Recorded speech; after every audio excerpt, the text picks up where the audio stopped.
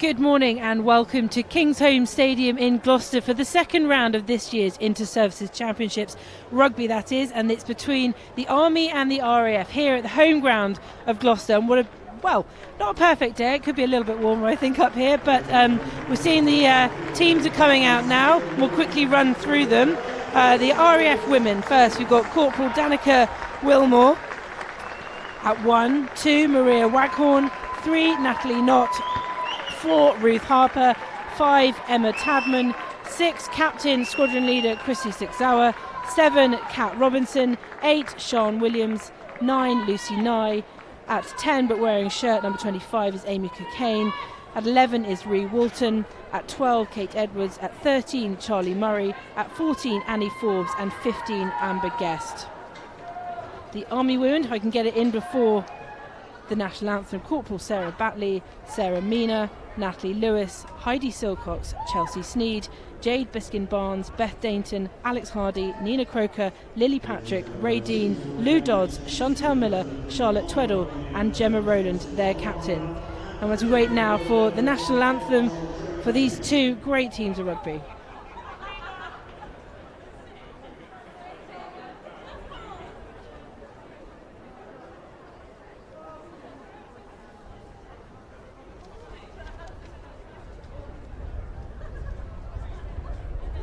VIPs now being introduced to both teams. This is the Butler Cup, by the way, being played between the RAF and the Army. Remember, it's the Army's home game, so I'll try and put them first to begin with.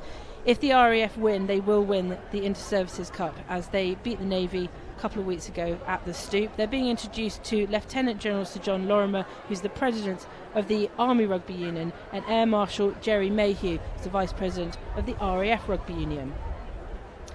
And while we're doing that, let's just meet my co-commentators. We've got 2 Navy bods here, so obviously they're going to be completely neutral.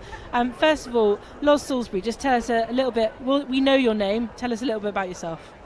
Just retired from playing through injury, but still enjoying coaching for the Navy and civilian clubs as well, and really excited about the game today. Yeah, you're going to bring some inside knowledge of some of these players and the way they play as well. Yeah, I hope so. I mean, they always try and change what they do, but we've seen them play for a long time, and hopefully we like to see the good traits as well. She's got some good stories. Next we have Rich Mason here, also ex-Navy, used to play. How many caps did you get for the Navy in the end, Navy? Quite a lot actually. In total I think it was around 1. Okay, grand total of. But you played for them, that's good enough for us. I have. I made a very meagre and small contribution to the 2009 and 2010 campaigns. One not that successful, one very successful. But interesting to note, probably when you were playing, the women's game probably wasn't quite at the heights that it is now. No, I don't remember just it being anywhere near as prominent as now, and that clearly that's a good thing in the journey of the last decade of where they've come from and to. Yeah, and I mean that's the story of men's rugby as well, is ever improving, Loz. And nowadays, if we look at these two teams, there's so many club players now that you've played with as well, and that's really what's made the improvement, is getting those women's into the clubs. Oh yeah, definitely, and it just means that they can.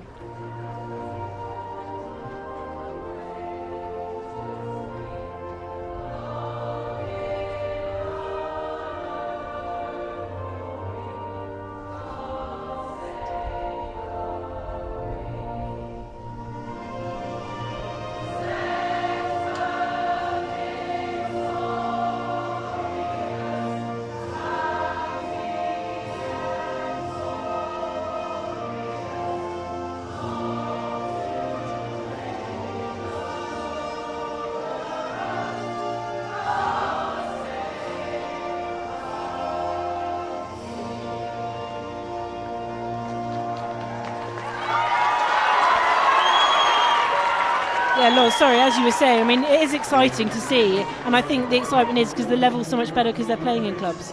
Yeah, it means they can figure stuff out at club rugby, and then when they come together for military rugby, they just got to work on the fine-tuning and gel as a team, which saves a lot of time and stuff like that. And I mean, I'm not asking you to make a call, but what do you see from this game? And everyone's really excited, especially the last 2 years of this match. Everyone's very excited about today's match. Yeah, it's really exciting to see the teams on paper. I hope that they can both bring what that they're definitely capable of. See them use the referee how they see fit, and go from there really. And Rich, as a sort of I know you probably followed rugby, military rugby, since you left the service, but how excited are you to be watching this on such an amazing ground as well? Again, going back to sort of previous point, I think the last decade has been so fantastic in terms of the development of the game, both actually in the professional approach from the men's point of view, but also from the women's point of view. Yeah. And we're about to see some of that come to light now. Okay, seconds counting down. It's the second round of the inter-services, and this is the women's Army against the women's RAF.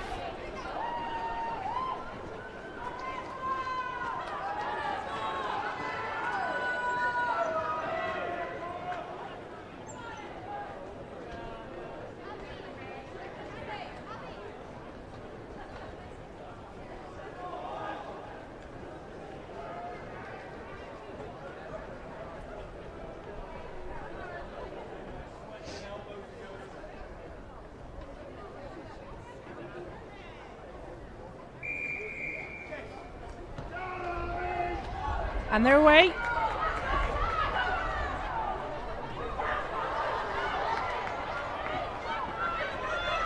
Do you think, Loz, that playing here will have, obviously a bit of added pressure? They're used to, you guys have played at the Stoop as well. What will be going through their heads at the moment? I think they'd like it. The fancy platforms that they get to play on, it makes it more of an occasion, and I definitely, when I go to a better ground, I much prefer playing there, and I hope the girls will turn up and enjoy that rather than be put off by it. Yeah. I think we may go through a few nervous passes, and that may have been one just there. It looks very impressive from up here, sort of clean rugby. That's what we want. Yeah, I think they'll want to set the tone quite early, both sides.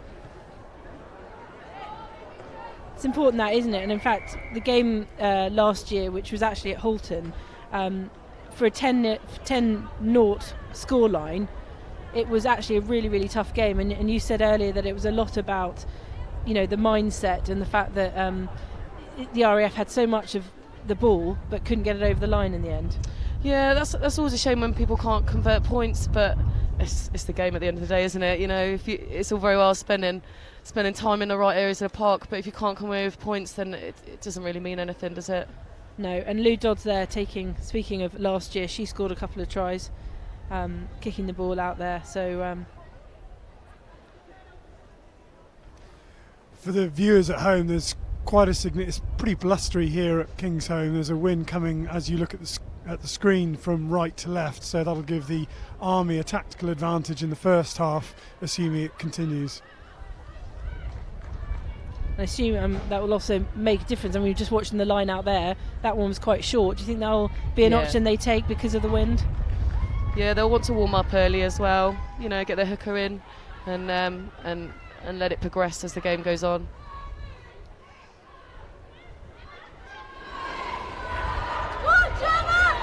Army just trying to find the corner of the RAF defence there, and really good marshalling by the RAF.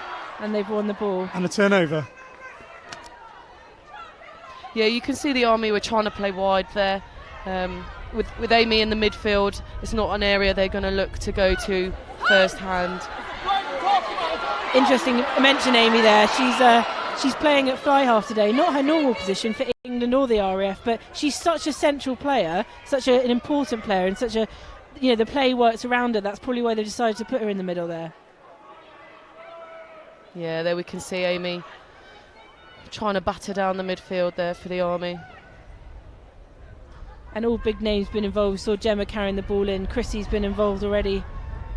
Be interesting to see how those big names. There's Lucy Nye, who's been out, not playing rugby for 7 months. It's her first game back, she's been officer training. So I think she's pretty excited about today. Yeah.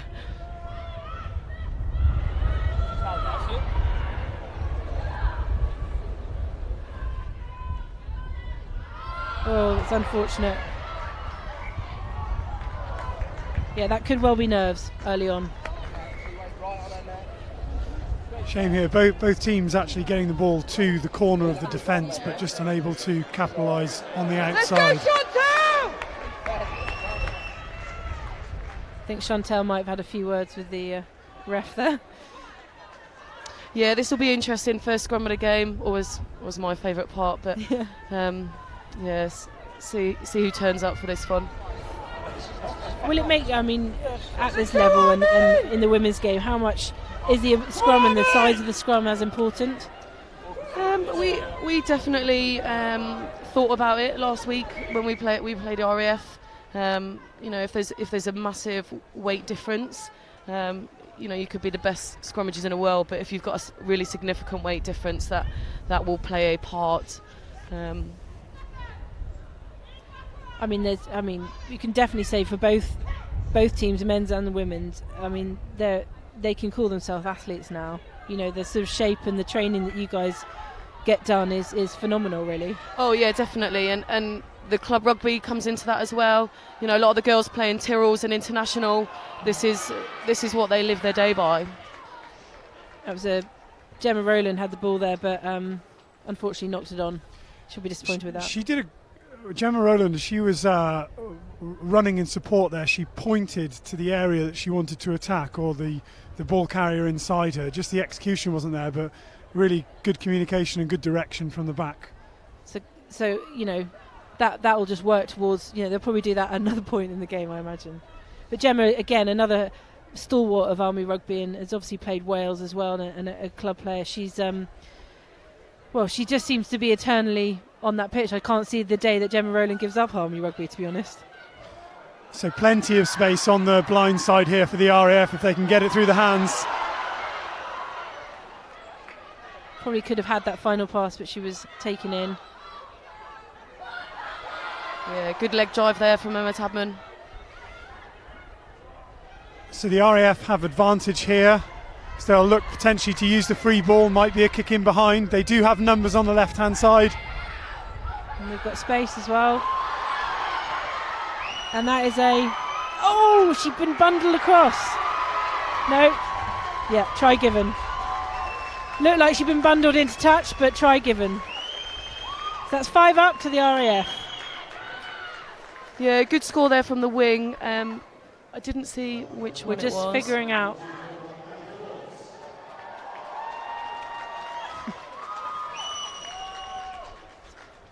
Some really good core skills there from the RAF. Using the 5 metre channels, you can see them trying to use it early. They will be, really come off they will be delighted with that, because that's what they've been aiming for, is to get a score. That was Annie Forbes, the left wing there, who in fact she swapped to the right wing. No, she's playing left wing. It's very confusing. All these changes last minute we've had, but yeah, the RAF, having in many years before not scored against the Army, this will be, that speaks volumes to what they'll be able to achieve hopefully today. Yeah, and certainly into services, the Army are not used to coming from behind. They've got some really good pre-warm-up games to their inter-service campaign, but this is not a position they are used to being in.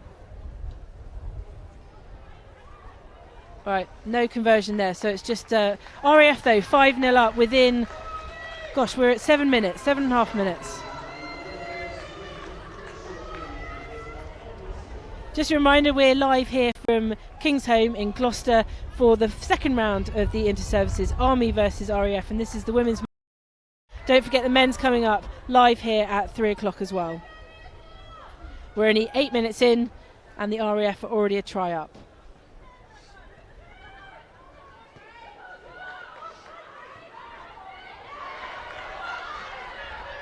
So the Army really, didn't have a huge amount of possession there, and so it was almost inevitable that the RAF would score, so they'll be looking to sort of keep hold of the ball, I suppose. I think probably Army at the moment, they just knock out the errors. There's we've seen quite a few errors from both sides, handling errors thus far. The conditions have probably got something to do with that, but both teams will be wanting to perhaps shorten the length of their passes a little bit, because the ball will get a bit wobbly trying to do miss ones and miss twos in this weather. And it did look like the RAF had the space there. Do you think there'll be a temptation to sort of maybe mark Amy in centre or more in the centre and they kind of forgot about the wing in a way? Yeah, I definitely think that's one of the reasons why the RAF have put Amy there, to try and tie in, especially Lou Dodd and initially Gemma when she was meant to be playing 13, tie in their key players and give the space out on the outside. Yeah. RAF ball there.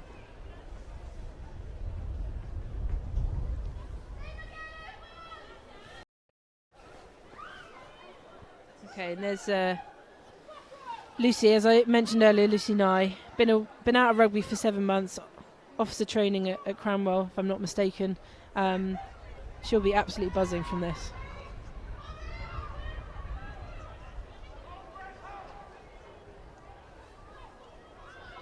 Amy down the middle again, straight out.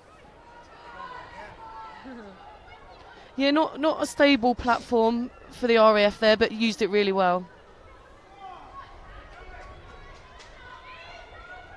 The RAF have been fairly secretive in the lead up to this, and kind of haven't wanted to sort of discuss too much in detail about the team and what players they've had. I think they really believe that this is their year. Seeing another knock-on there within the first 10 minutes. I think that's 5 knock-ons already from the Army. So going forward, they'll be probably just need to get together and just shorten the passes and concentrate on their basics. Yeah, I told they struggled a little bit for availability leading up into inter-services. They've had a few pre-game changes, not even pre-camp, pre-game, and they'll need to try and figure that out on the spot rather than having a week's training to use that. Katie Edwards with a strong carry there into the Army defence. A lovely tap forward from Amy. And she can display, that's a hooker, that's an England hooker who's got, ball in hand, has got wonderful kicking skills. Yeah, she loves a good kick, does Amy. I think she just loves everything rugby. I mean, that's the feeling I get from her. Yeah, she her family made the conscious decision to move over from New Zealand. She grew up as a kid in New Zealand, and she said to her mum and dad that she wanted to play England for rugby. So that's why they find themselves here today. Yeah, she's done them proud and continues to do so. Now that was an Army line out. Didn't look entirely straight, but it's but they've got the ball.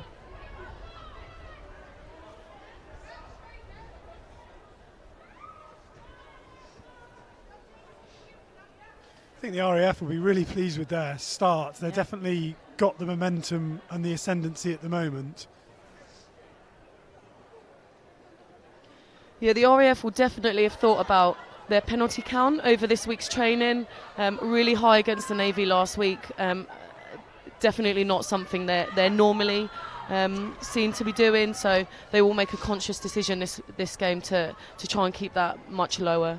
And that was a very uncharacteristic error from Lou Dodds, kicking the ball, was hoping to kick it into touch, I assume, but it's now in RAF hands.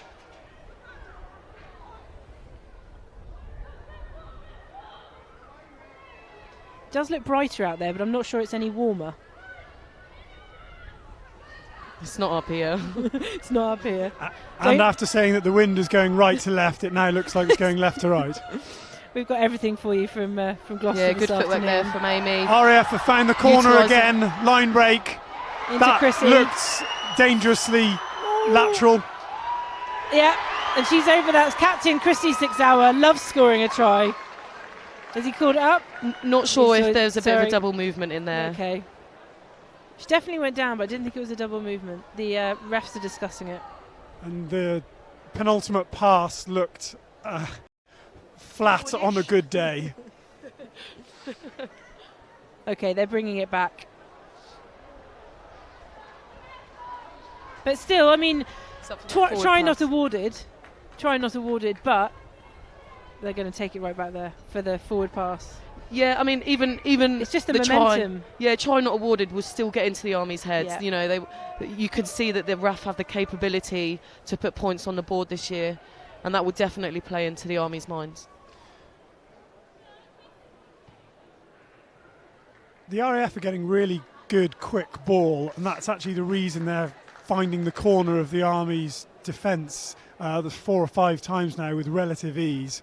When we say the corner, we're normally talking about the 13 channel, where it's the last defender before the winger, and if you can reach that corner, it usually spells trouble for the defensive team.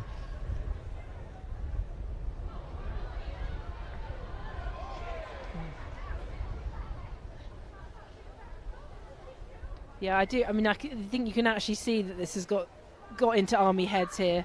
They're floundering a bit, and they're so close now to the RAF line. I mean, it's interesting. The two, I know it was but the movement that the RAF had forward seems it's like they've worked it so hard on both wings. It almost seems to be identical on both sides. So they've practiced that a lot, I'm sure. I think the errors that the Army are making have often been what the RAF have done in the past. It's gone into their heads too much, and maybe it's the fact that they're here and it's a neutral ground. I know it's the Army's game, but it's a neutral ground, and I think maybe they just seem to be a very changed team. And Loz, you were saying even from your game, touch. That was from when you played them at the Stoop as well. Yeah, from an outside view to the RAF and the Army game, I think half of it's believing, and this year the RAF genuinely believe that they can do it. Last year we all knew they had the capability, but I'm not sure they were convinced themselves. Yeah. But this year I know they definitely think they can. Loz, if you're the Army captain at the moment and you're down and possession is down and errors are up, what are you sort of saying to the girls when you get them together? It's about doing the simple stuff well, not overcomplicating things. Go through your processes. I'd like to think they'd have spoken about being in this part of the park. The RAF have got a really good attack, so they should have addressed this in training, and they just want to go back to basics, get the simple stuff done well, and try and work on their exit set. Is that what you'd be saying, Rich? What Loz said. So, Loz, when you said exit sets, what does that mean? The way in which they would come out of their own 22, red zone, danger zone, or whatever you want to call it, is not a place any defence like to be, and it's definitely got an area in training that we all like to work on. I see another mistake. And ball carried over here. It's likely to be a 5-metre scrum to the RAF. Yeah, a bit of confusion there from the Army. Still trying to figure it out and gel a bit. But I mean, that was a fairly basic pass. It wasn't that long. It wouldn't have been caught in the wind. And look, in the situation they're in with a lot of mistakes, they're trying to play the ball out the back. I think probably for me, I'd be just straight to the 10 and wallop it downfield and get yourself out of your own 22. Yeah, I'm not sure we see that from anyone other than Fiji, do we? Trying to run out of the 22. Bristol men's from time to time as well. Yeah, I think there's a bit of confusion in lines as well. Aria scrum, winger, and she's carried. She's taken out. Couldn't get down. You can definitely see the RAF testing though. They're trying to pick certain areas of the park and seeing what the Army have brought to the party.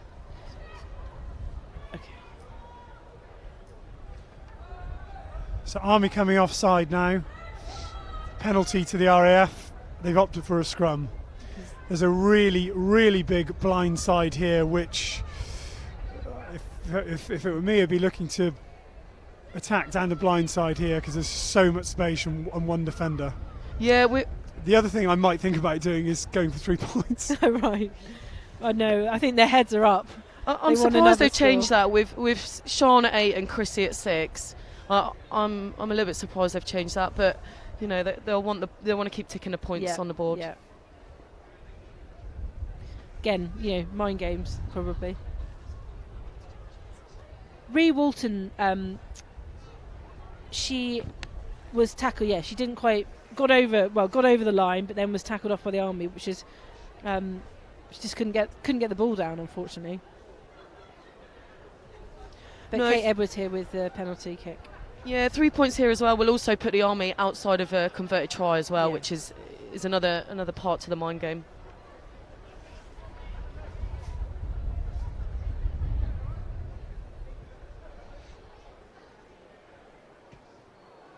Oh, no, right of the post there. So still, RAF still 5 up. Missed a conversion and missed a penalty, but definitely in the ascendancy here. I think they're definitely got the Army under pressure. Yeah, that's not going to be the last opportunity they've got to either go for the blind or the sticks. Possession stats at the moment are around 70-30 to the RAF. Similarly with territory. Yeah, we seem to be looking pretty much down this side of the pitch to the right of us as we look. We're nearly 20 minutes in here, so that's the first quarter done, and I would say, yeah, like we've been saying, pretty much all RAF at the moment. Yeah, the RAF again still trying to pick at that 13 edge and use the 5 metre channel. I mean, in truth, if I'm looking at it from basics, it's all ball to hand with the RAF, and that's just something the Army haven't done so far. No, that again coming from behind will be clogging up thoughts, I'd imagine. Oh, she took it. Really good regather there from Chrissy. Okay, and they've got advantage here, so whatever happens, it'll be RAF ball, foot's out there with the ball in hand. Yeah, so yeah, it'll come back. Trying to work in away from the try line. Didn't quite manage it, but you can see them definitely thinking about it. Yeah, I think Ree Walton is deserved of a try. It's Beth Dayton down there with the medics at the minute. She's a big part to the Army team. Moved across from the wing. Done a bit of time internationally and with Quins as well. They definitely won't want to lose her.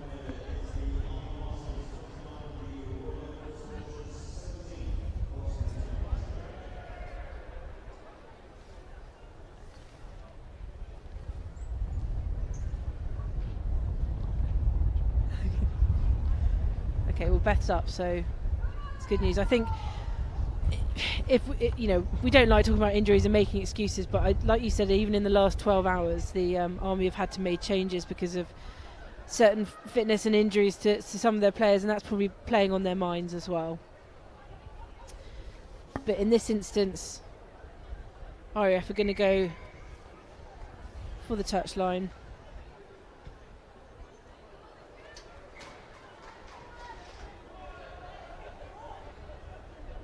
Just a reminder, you're watching us live from Kingsholm Stadium, Gloucester's home ground.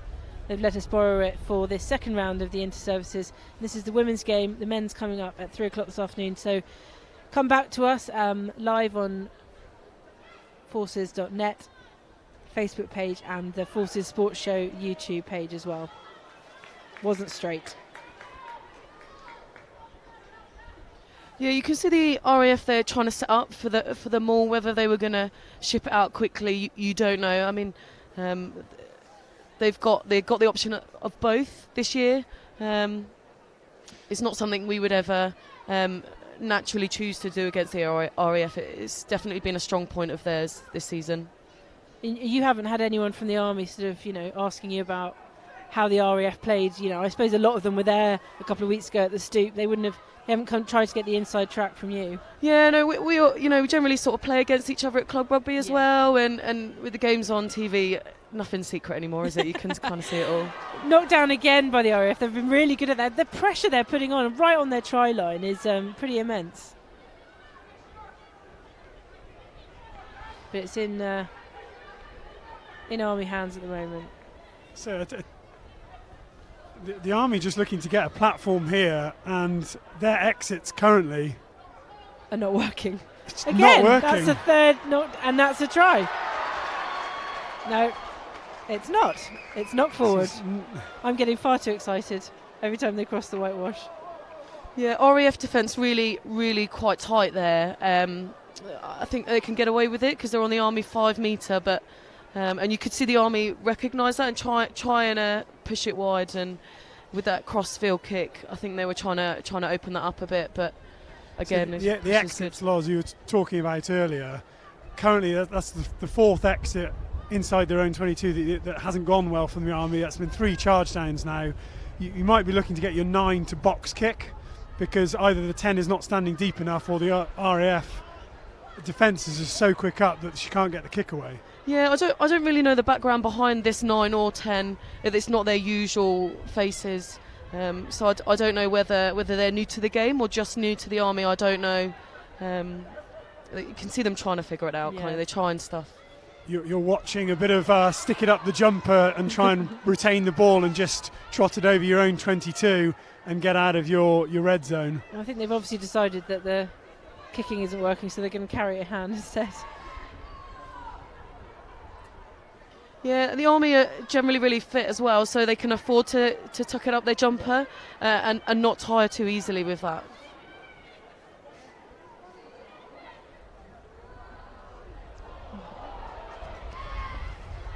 Just seeing, it's just little mistakes, like you say, it's the basics, and to me that looks like a nervous side. But then they have been in this area of the pitch for the last 10 minutes.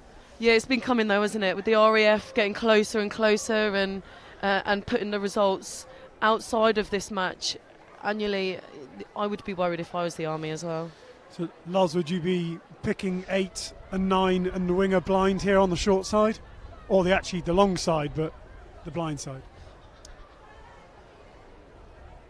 I don't know. I mean, they're all loaded onto the left, so they look like they might want to go there. But again, you've got Chrissy and Sean on this side.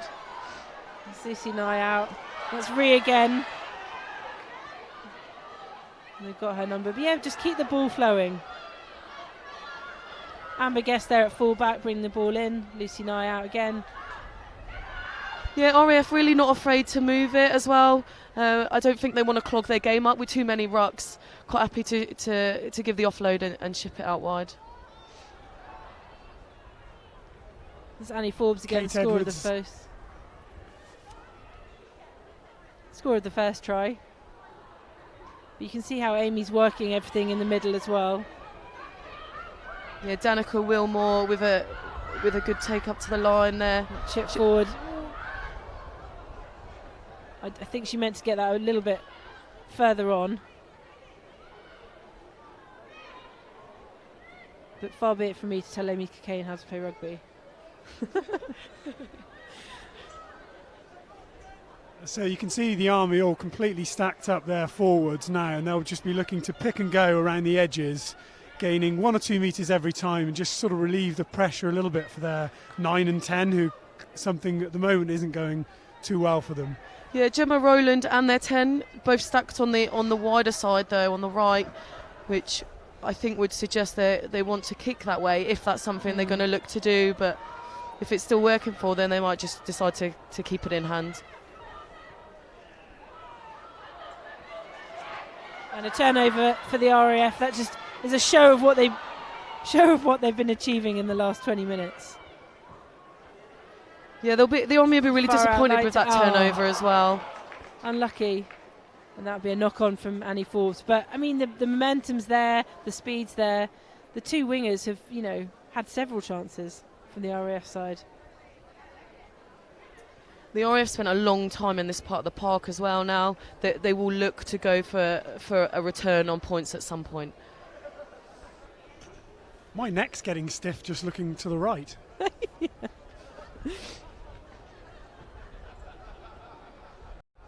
We've also been provided with stools, but we decided not to use them. So, Loz, from the Army point of view, they are making loads of mistakes. They haven't really been out of their 22, and they're only 5 points down. There is actually a bright side to it for the Army, because they're still within touching distance, and they really haven't been playing too well at the moment. Yeah, of course. I mean, they have been up the other end for a bit, but they just really struggling with the retention side of it. And where the RAF are making such ground on turnover, it's really hard to recover from that when they're not making the same distances in their own attack.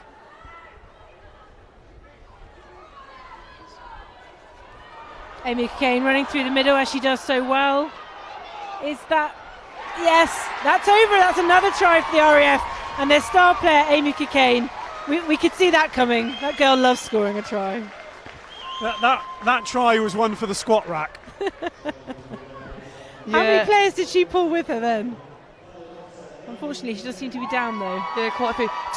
Brother Thomas, watching from Afghan, might not like that try because he's army, but it must be difficult torn for between him. family and Yes, service, exactly. I think. And sadly, Amy's actually still down, so we'll keep an eye on that. She stood up, so Yeah, maybe she'll get just a back bit up, look. dazed. Well done, Amy Cockayne. 10 points to nothing to the RAF. 28 minutes gone. Kate Edwards with the conversion here.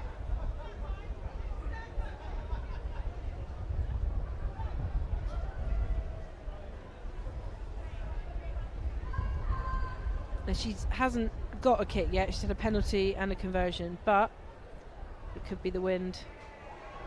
And that one is also slightly to the right. Yeah, I wonder like a bullet, if Amy starts having a go. Right. She's not shy of a conversion either. Okay, so we are 29 minutes gone here at Gloucester in the women's Army versus RAF inter-services. A reminder, if the RAF win this is where they will win it, because they've already beaten the Navy, and this could be the year. But also worth reminding you, the Army have never won. Army have never lost. Army women have never lost an inter-services fixture. This is, as it stands, this is big. Yeah, very unfamiliar ground for them.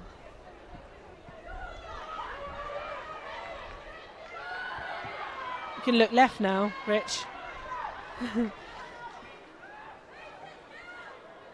Whole new part of the game, but I mean the RAF have been that dominant that we have literally just been looking at one half for most of this game.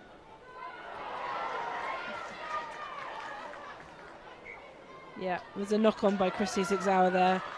The Army will feel much better being in this part of the park as well. They've taken the try, but they're not in their own 22 anymore, so they might gain a bit of confidence from being in a better part.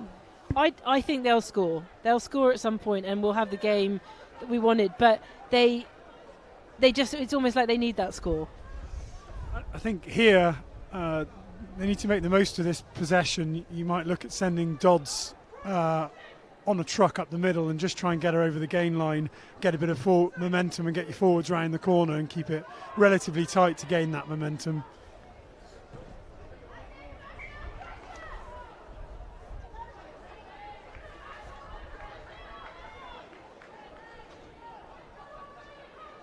Yeah, they'll want a stable platform on this scrum. If things aren't really working for them, going backwards or turning isn't going to help.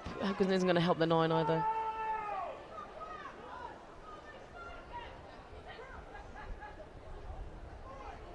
Got a good mix-up. I mean, we talked about club rugby earlier. Good mix-up here of girls who played Saris, Quins, and I'm talking about both sides, and Wasps as well. So it'd be weird when they have to face up against someone they probably play with week after week. The advantage here for the Army for the high tackle off. I think it was number 12, RAF number 12. Kate Edwards there. And Chantel Miller there in the action, and then of course until this morning she was on the bench. What does she bring to a game? She's a big, powerful player. Yeah, she's been around a while. Definitely a familiar face. Space out here. Got numbers here on the left. No. It just seemed a bit laboured. From what we've been seeing from the RAF on the wing, with the short, direct passes, that seemed very laboured when they had so much space. The Army also seem a little bit lateral at the moment. I think they probably need someone to kind of straighten up the lines of running in terms of defence. It's very easy to defend a team that's kind of just shifting across the field, and the RAF are ultimately just sort of marshalling them towards the touchline and waiting for a mistake to emerge. Yeah.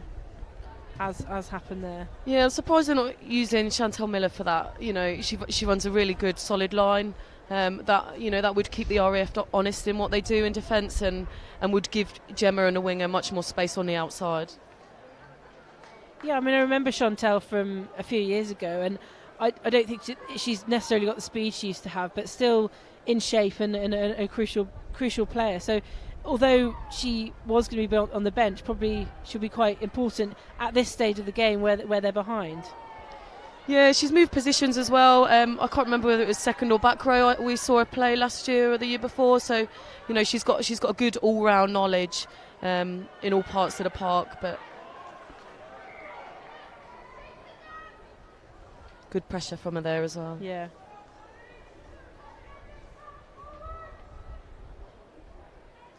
And we did mention Amy Cocaine's brother, who's out, Thomas, who's out in Afghanistan. So big up to you, Thomas. So I hear you'll be watching, probably getting grief from your mates about your sister being better at rugby, but you know, we'll leave that to her. That wasn't a dare. I really wanted to say that. Now, we've met Thomas. We did a lovely piece with him and Ian and Amy a year or so ago, and he's just as passionate. But we're getting a lot of messages in from people from Canada, sort of. I would say at the moment there's a lot of support for the Army. Come on, RAF supporters, let's get you online. Come and watch your ladies, well, at the moment, winning. Hopefully they're all here. I just noticed that Ash Coates is watching. Ex-Navy analyst, but also coached them. Head coach, yeah. So hi Ash, you've flashed up on our screens. We're watching you. But yeah, we've got... when we've done these live streams, we've had viewers, and it's brilliant with the force as well, because Belize, you've had Canada, you've had Afghanistan, and it's just it's brilliant just getting people involved. So please leave a message, and we'll try and get it read out for you. Scrum here for the Army. A very uncharacteristic mistake there from the RAF. Just didn't quite go to hand in the midfield. So again, the Army will look to use this place on the park. Gemma with a great running line there.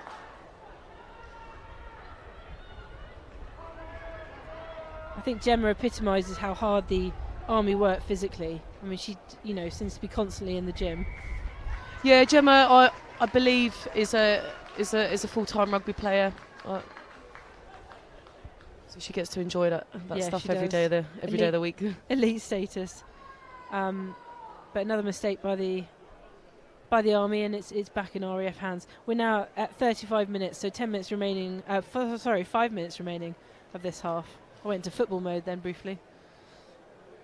Yeah, Army number 10 struggling a little bit. I think the RAF are putting a lot of pressure up that channel, and it's starting to wear a little bit now.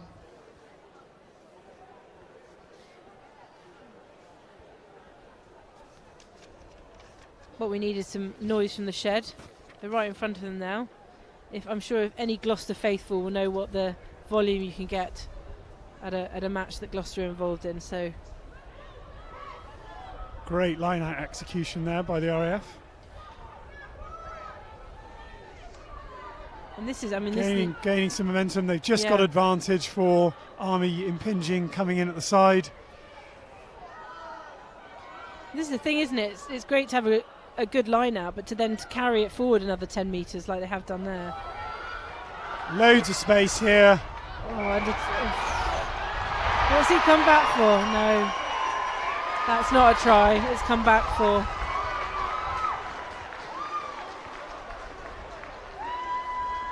Yeah, I'm not sure what he's bringing this back for, but the RAF will be really disappointed with exactly. that. Was that Ree Walton again? Ree and Charlie down there. So the infringement is the Army coming in at the side, and the referee's just going over to his touch judge just to have a quick word. He's calling a scrum there. Hard lines there for the RAF. Yeah, I thought they were a little bit further forward than that, but the RAF will probably look to do the same again here. Yeah. A lot of confidence from that catch and drive. And they had so much space, didn't they? Yeah, forcing the penalty from the Army as well. It's definitely something we're going to see again today.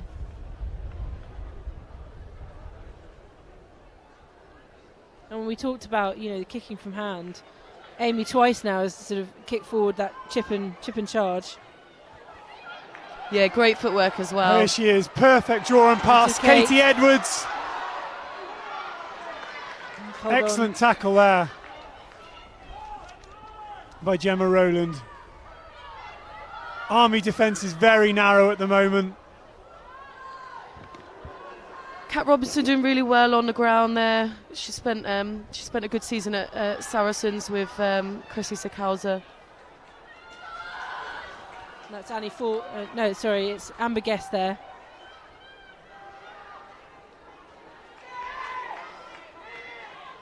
Kat Robinson with a good carry. It's Wilmore. It's in Wilmore's hands there. Back out to Lucy Nye. I can tell you that Loz is coaching from the commentary booth. It's a good job they can't hear me. She has promised not to swear. Again, they have numbers on the left here if they can just get it through the hands. Need someone to straighten up. There it is.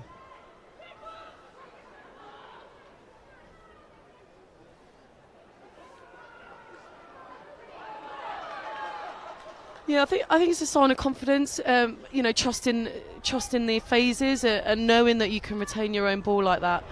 It shows good signs for the RAF.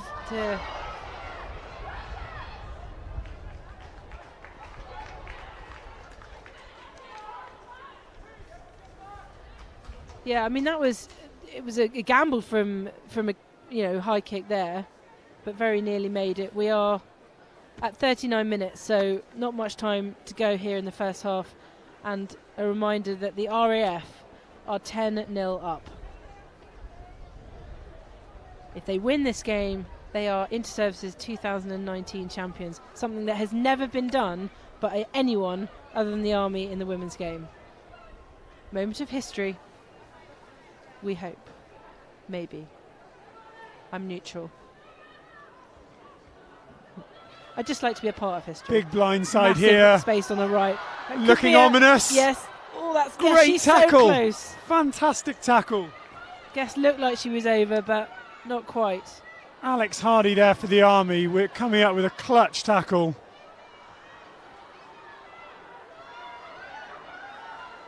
They're just trying to use numbers to get across, but they're so good at the space as well.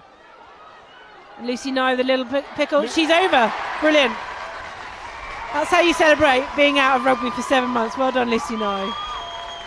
Yeah, I she think saw they the definitely space.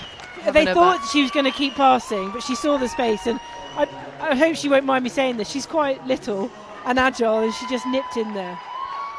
Yeah, some people are just really hard to get hold of. Slippery little characters.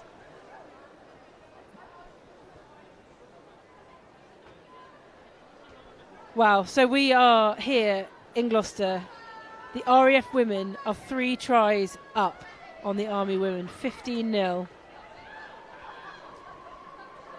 I can't imagine what they're thinking, and I expect they're just, if you look at the Army now, that I'd like to say they're on their knees, but they must be seriously worried, because this is such a good effort from the RAF. Loz, what are the half-time messages then for the Army to try and get this game back on track for themselves?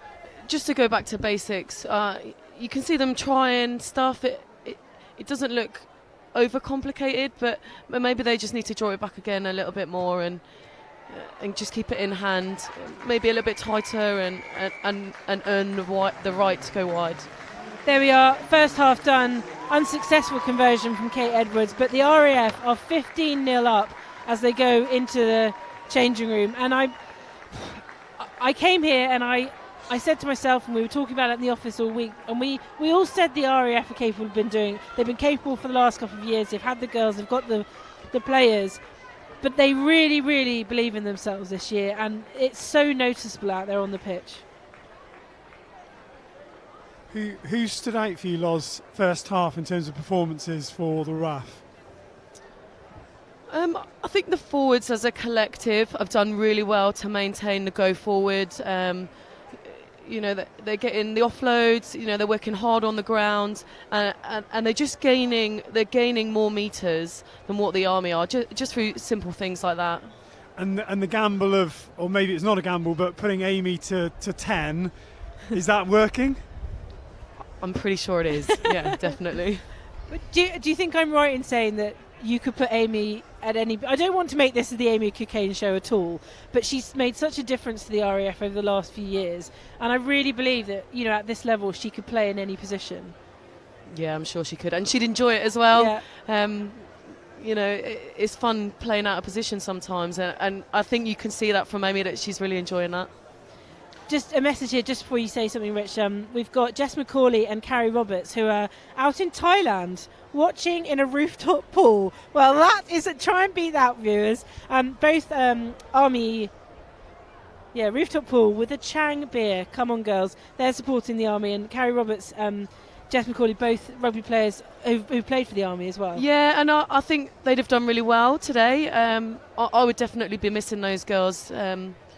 Rather have them here than in Thailand, but even if they are in a rooftop pool with a beer. Yeah, tell them they can have the beer afterwards. But B Dawson has we're getting this is great. This is great, guys. Tell us where you are, what you're doing, and we'll try and get a shout out. But I mean, Rich, as someone who's still playing. Vet. But on a regular basis, how impressed are you with the standard we're seeing here today? Really impressed. I think the structure that the RAF are currently playing to, they are mixing their game up well. They're not just trying to go wide without punching a little bit through the middle. The line out's working quite well. A little bit of a spluttery start at the beginning, but actually line out for the rest of it has gone really well. Off 9, Lucy Nye's really getting the ball away nice and quickly, so that's been excellent. And then, of course, when it gets into Amy's hands, she tends to be picking the right options.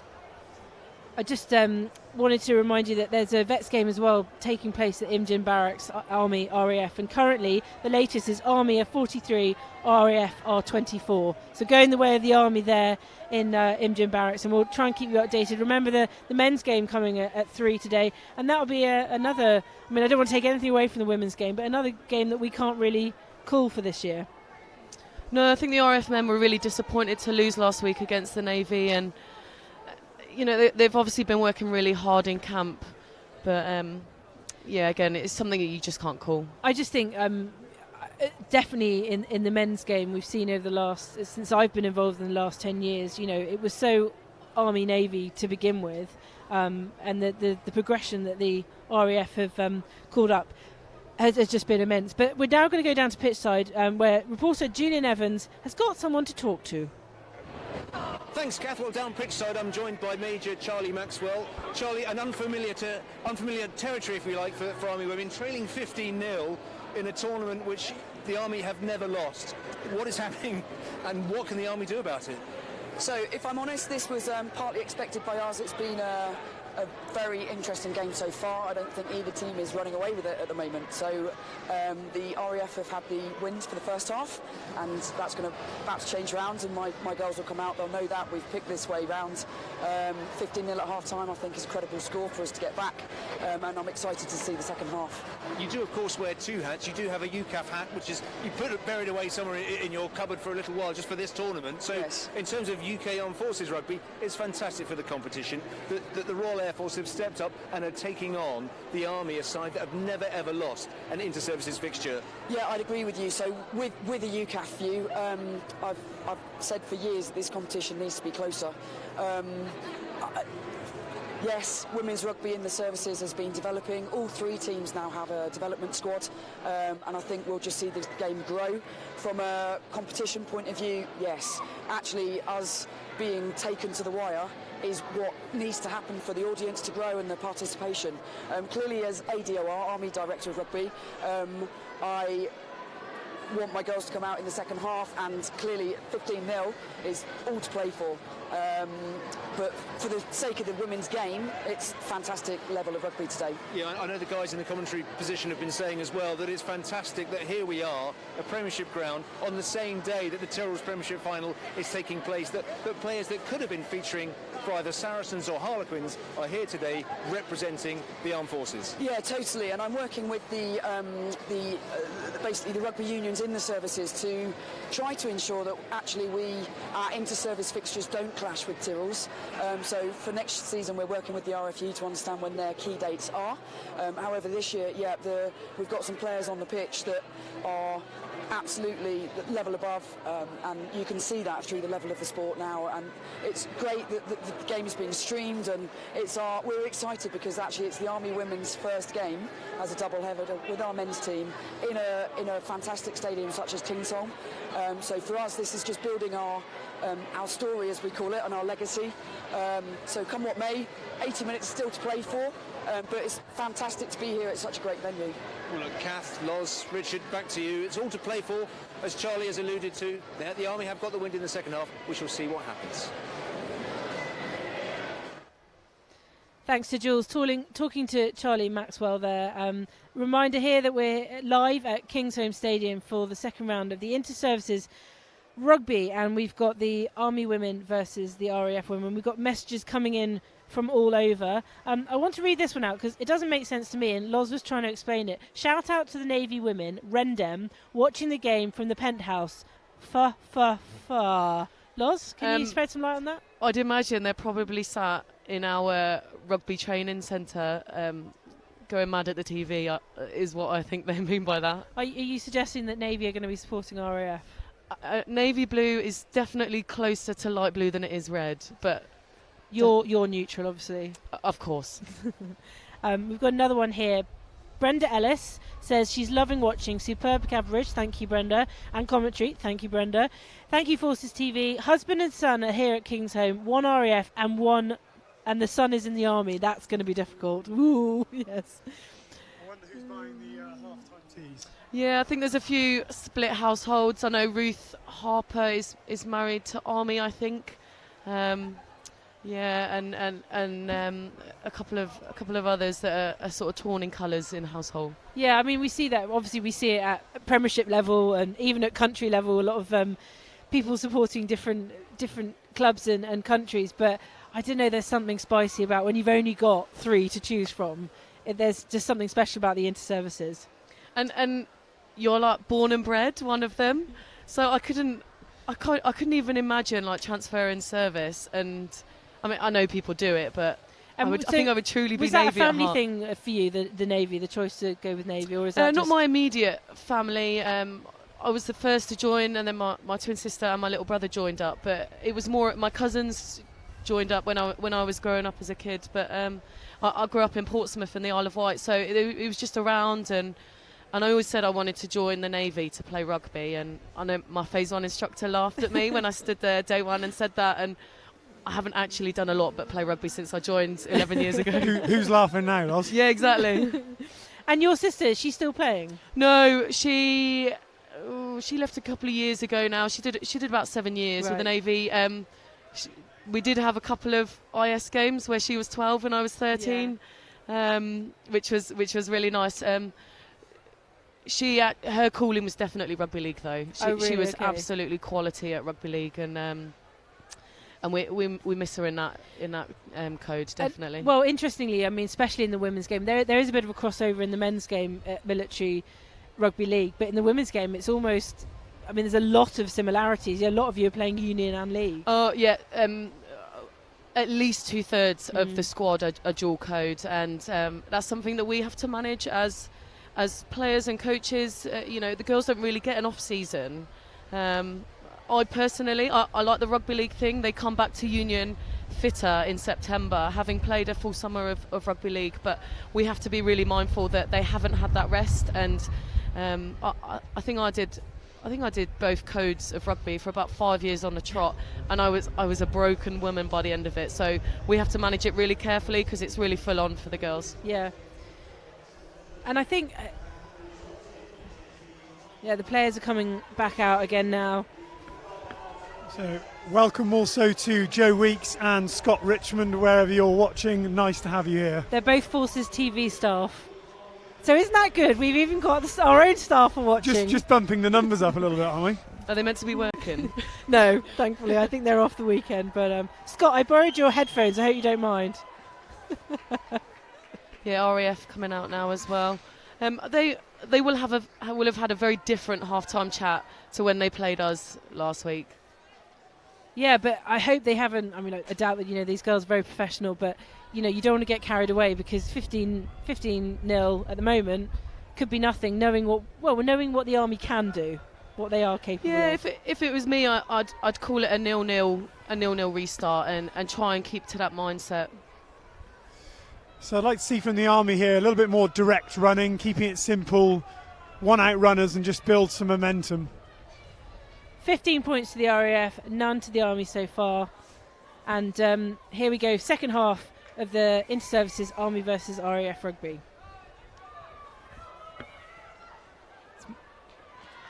Danica, good solid start there. Score 15-0 to the RAF as we kick off here at Kingsholm. And I'm pretty sure the RAF have never been in such an advantageous position against their Army counterparts in an Inter-Services match. Just a reminder, if the RAF win this, they will win the Inter-Services Championships of 2019. The Army, meanwhile, have never ever been beaten before.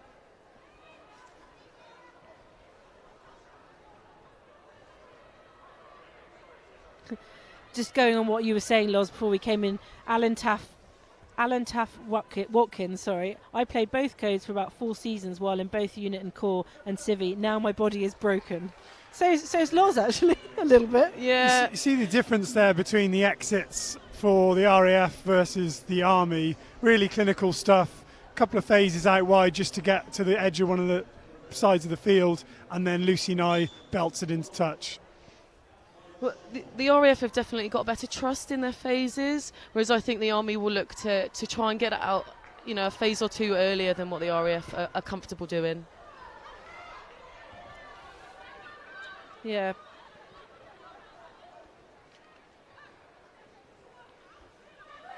So I think the Army have actually made Army. a substitution at half time. We've got Charlie Morgan at 9. Okay. I'm not sure if there's any more on there.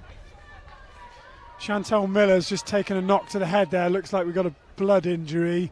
So there's going to be a temporary replacement in the 13 channel for the Army. Hope she's okay. Yeah, nice to see Charlie come onto the pitch at half time. She did feature at 10 last year, maybe the year before. Right. So definitely a utility player. Also does a bit of back row as well for a club, but they will enjoy having her at 9. And Gemma Pearson come on to replace Chantel Miller there for the blood replacement. I mean, we actually spoke to Charlie Maxwell before the game started. She said that they have got some finishers on the bench, so that maybe they've tried to employ them earlier, given the game situation. Yeah, what they were doing wasn't working, so why not change things a little bit and see what they can do. So knock on by the RAF, bit of counter-attack ball available here for the Army.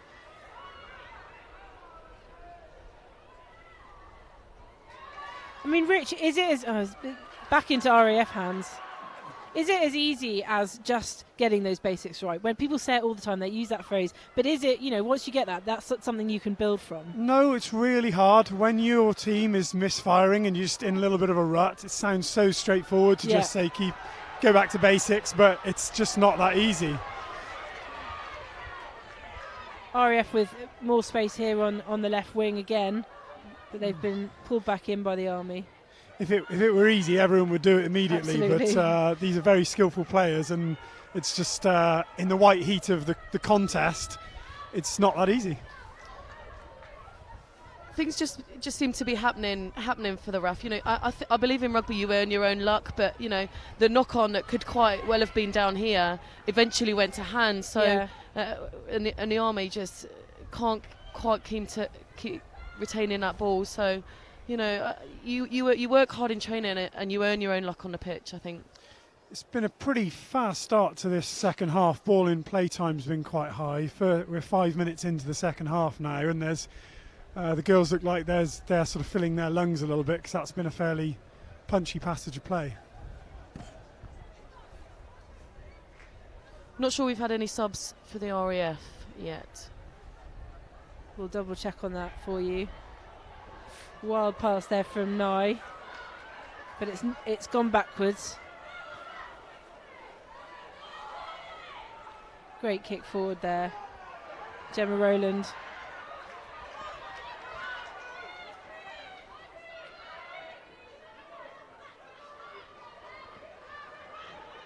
I mean, we're only 5 minutes into the second half.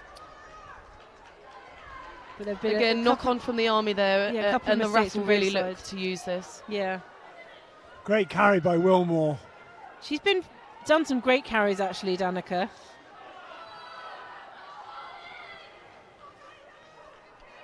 Charlie Murray there with the ball. Give her some space and she'll cross over too.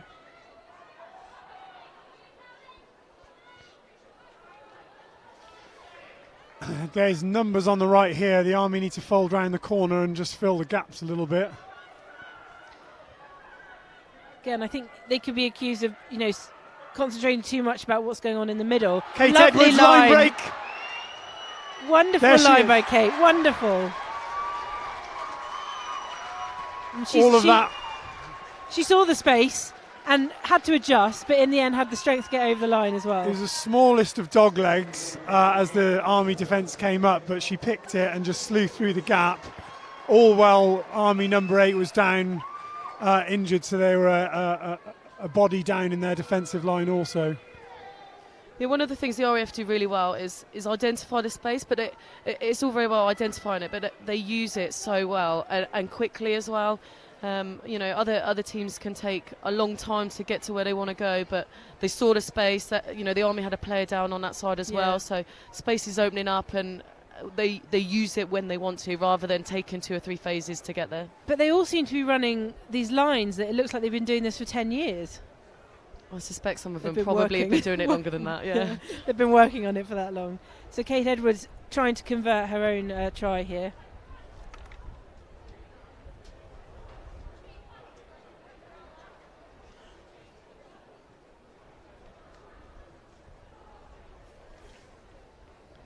So far, no conversions. All penalty kicks have been successful. Oof, hit the post. But I don't think Kate will worry about that too much, having scored that try. We are 7 minutes down in the second half, and the RAF are up now by 4 tries, 20 points to nothing. Yeah, I think that's another massive blow for the Army, because one of the things I'd imagine they'd have spoken about is getting the first score after half time. When you don't have a first half that works well for you, getting the first score after half time can be a massive pickup, and that will be another massive blow for them. When we watched the game last year, which the Army won 10-0, and I remember saying it felt like the RAF had scored because they were in such good positions. It feels like this is what's happening, but they're actually converting those good positions now. That's what's changed, in the last 12 months. Amber Guest there, passing off to Annie Forbes. Lovely tackle from Gemma. Crowd doesn't like that, but I think that was a pretty good tackle for me. What's the ref calling back for? Forward pass, I think. Forward pass there. The speed that Lucy Nye is getting to the ruck and getting the ball away is really, really impressive. And actually, of course, the forwards are providing the platform, but if that ball doesn't get away from the base as quick as it does, then the RAF just wouldn't have the opportunities they are getting. Yeah. I mean, Lucy Nye, sevens player, and that'll be where that speed come from. Yeah, did age grade England stuff as well. And you can tell, can't you? Yeah. She's just quality.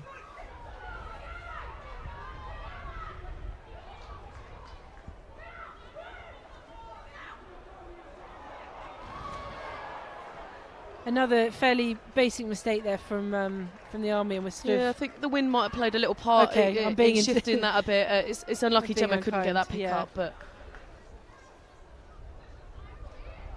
again, it seemed to be quite a long pass for the weather conditions, I suppose. Yeah, sure. I wouldn't want to pass it that far if it was me. I couldn't pass it that far. Let's be honest about this.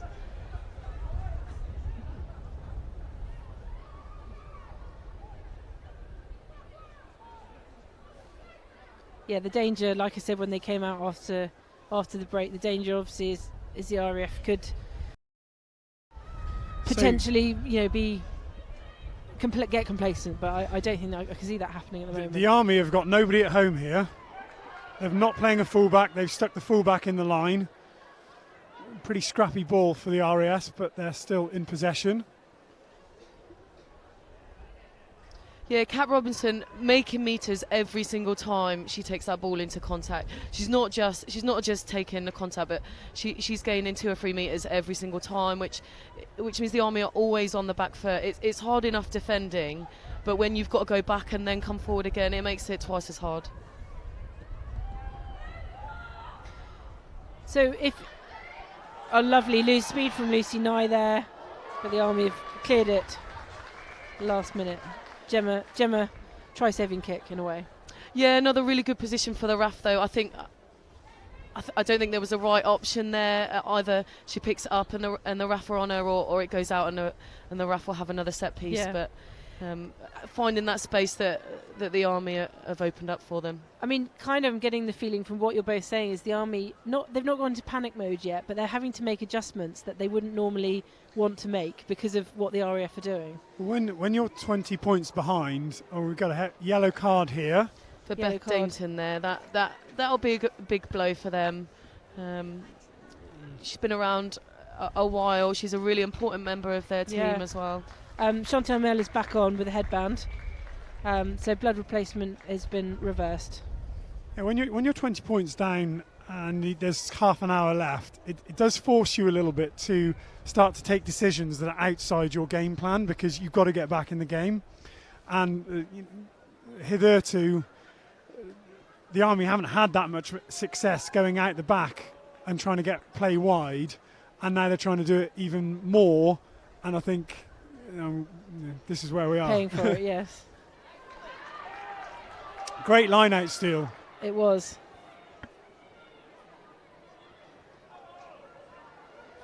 The Army will have to work really hard here. One man down. Life isn't easy for them at the minute, let alone being a person down as well. Yeah, and again, I mean, we talk about mindset all the time, but they just need to not think about that and just, Here we go, pretend so they they've still have tapped a- and gone, trying to change things up a little bit. Lou does there with a kick forward. Amber Guest running things back for the RAF.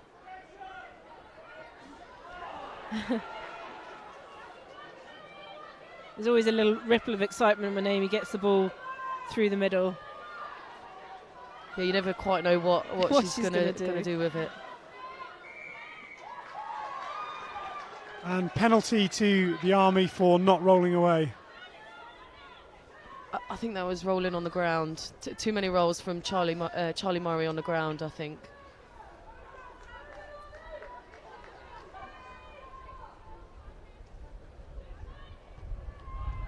Always try your luck with how many rolls you can get away with the referee, I think, in this day and age. I mean, we haven't even mentioned the referee. Rich is pretty sure he played for the Navy or coached the Navy. Yeah, he was 2010 squad, I believe. Hooker, great line out throwing. I think he looks in better shape now than he did back then, actually. He's having a good day today, definitely. Yeah, well, the fact that we haven't had to mention him probably says that, doesn't it? A little bit of indecision from the Army there, and the RAF have got easy possession.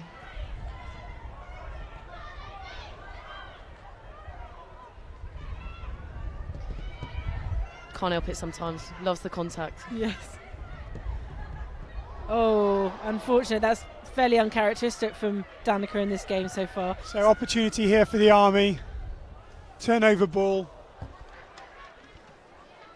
Gemma Rowland trying to get a bit of momentum going, She but slipped, unfortunately but slips. It's all right, it's still in Army hands. Yeah, you can see they like using Gemma. She's very quick to get her hands on the ball. I just don't think she can do this on her own. No. They've got to start using the whole back line, and This is and better figure from it the out. Army, punching it up the middle, keeping those running lines nice and straight. RAF of defence is very narrow at the moment. You could throw a net round them, slowly fanning out, and we've I know. I'd imagine the RF are going to start making changes quite soon. You can see You can see people are starting to get tired, and the textbook rugby we saw in the first half isn't quite what it is in the second. Ellen Cunningham says, great to see such a competitive match worthy of playing at Twickenham. I mean, we've always hoped that might be in the pipeline, but that's not really our decision. Yeah, women's rugby's moving forward, and just being at a great ground like this is such a privilege for the girls, and where they play their club rugby at the weekend is getting better as well, so it will catch up with the times. It's just going to take a little bit longer. Oh, lovely run there by Gemma, showing what she's made of. She's still got the ball, What a and run. she's got support. This is looking good. Oh. That was Chantal Miller as well, but that was a knock-on with 2 or 3 players out there on the right wing. I think that just sums up maybe what the Army are having a day of so far. Gemma Rowland absolutely slicing the RAF apart there. Excellent balanced running. Just a shame that they couldn't finish off in the corner there. I think they could have done with being a bit closer to her. Yeah. Gemma definitely trying to force a pass that was a little bit wider than the weather would allow. Chantel's had quite a hard day in the office, I think, today, and she's really starting to feel that, knocks and bumps, slow to get off the ground.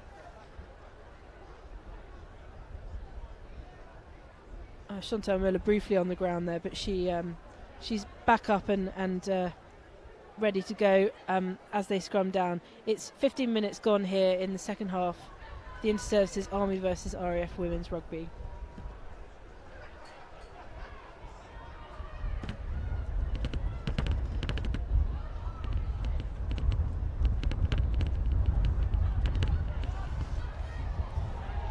I think that was dropped there by RAF captain, so it's turnover to.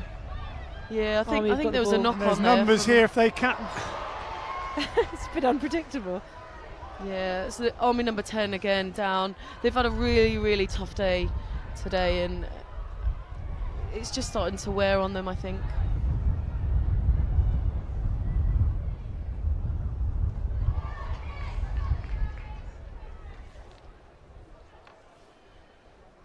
I think the Army have changed things up in the scrum as well. I'm not sure that was Charlie Morgan as a defensive 9 then. I think it might have been Alex Hardy, maybe she's struggling with something, and Charlie's gone in to push in the scrum maybe. This is much better than now from the Army than the first half. They do look a little bit more dangerous, a little bit more momentum is in their direction, and I think field position they've got at the moment, if they can get a score, then at least they give themselves a sort of fighting shot at properly getting back into the game. Yeah, not sure who the Army are going to bring on if their number 10 doesn't get back up. They've got both Ludod and Charlie who can play that position, and Gemma as well. Gemma, so they've got lots of options. I'm not sure who their first go-to is on the bench. Well, I mean, the way they've been playing in the second half, it looks like Gemma's almost come into that 10 position rather than being sort of leaving the fullback out. But like you guys have been discussing, perhaps that's they've had to sort of react to being 20 points down. Yeah, that's the Army 10 going off, unfortunately. Okay, they're bringing number 22 coming on. 23. Gemma Pearson, 22. we believe. In fact, she came on for Chantal for the blood replacement, so she's on now. I mean, yeah, there must be some names on that Army list that you don't recognise, Loz, because there's some young, fresh faces out there. Yeah, more than I thought, actually. Yeah, they're definitely trying to pull players through and trying to grow the game. You can't hold on to people like Gemma forever, so it's really important that they get the game time and the experience that she's got. Yeah. For family and friends of Lily Patrick, looks like a wrist injury, which is getting iced down on the bench now. Good chase down there by both teams, in fact. Yeah, that's a really, really good gather from Charlie, RAF number 13. Charlie, of course, who's played a bit of international for Wales as well.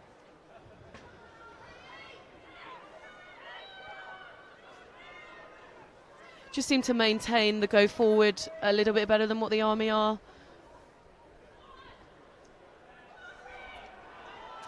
You want Rue Walton to go over because you just felt she's been close so many times. Yeah, and again, I thought that looked like a knock-on, but I think it came off someone's foot. So once again, the RAF just maintain that possession and can keep their game plan going forward. Great tackle there on the outside by Ray Dean.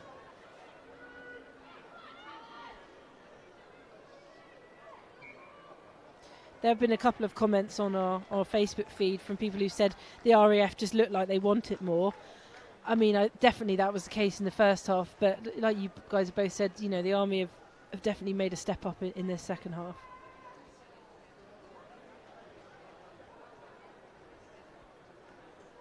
Yeah, RAF unable to use that, so Army will get head and feed at this scrum. Everyone wants to see a good game of rugby. That's, you know, we all want to see that. Maybe we want to see a close game of rugby, but you feel like after so many years, whatever happens, you know, you want RAF and the Navy eventually at Loz, we want to see them competing at this level as well. Yeah, sure, definitely.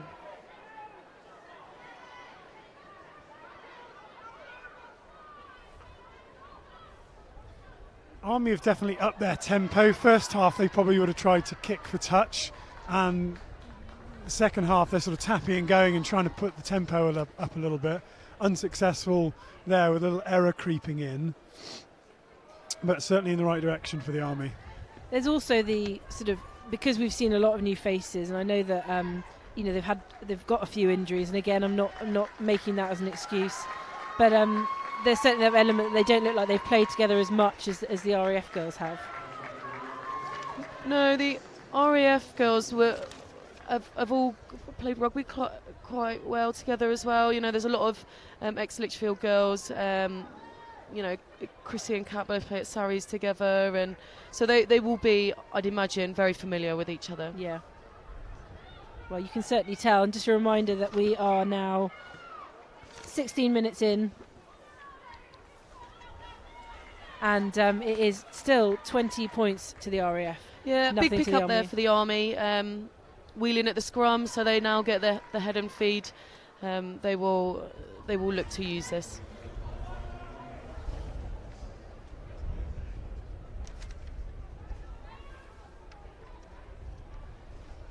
That's Beth Dainton back on as well. Another big pick me up for the Army girls.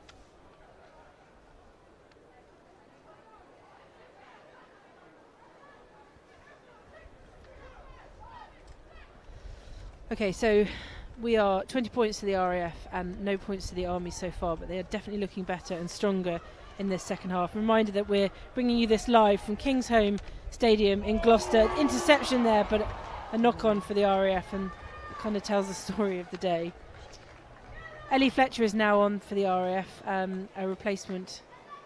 And another time check, we're about 22 minutes into this. So 1 quarter left as we head towards the culmination of the second round of the inter-services, Army versus RAF. And at the moment, we could be part of history here. If the RAF win this, they win the inter-services for the first time ever, and it'll be the first time the Army women have lost a game. Yeah, so a penalty here to the Army, and they've elected to go for the scrum. It will help that Beth Dainton's back on the pitch. They're back up to full complement, but they've obviously got a bit more confidence in their set piece in this half.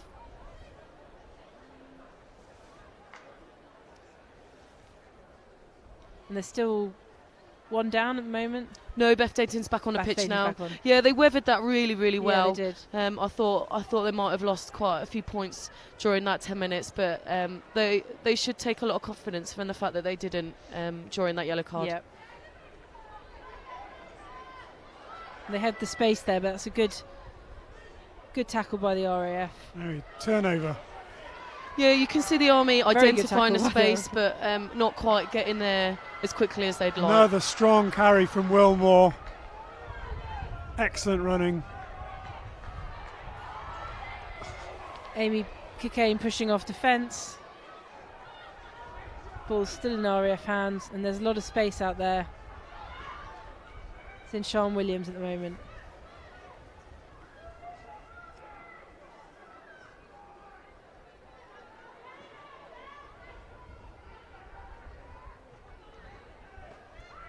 They've been so good at this, keeping hold of the ball so close to their try line and making it work for them. Danica's been brilliant, I think. The carries that she's been making there at the front. Yeah, I always remember Danica playing hooker, but I think she can play anywhere in the front row and still be a real asset.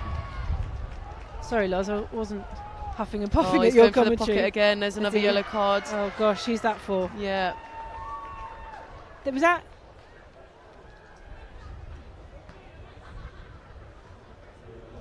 It was that a yellow card there? I think it might have been. Oh, is that Lou Dodd as well? Yeah, it's Lou, because Lou came in on the...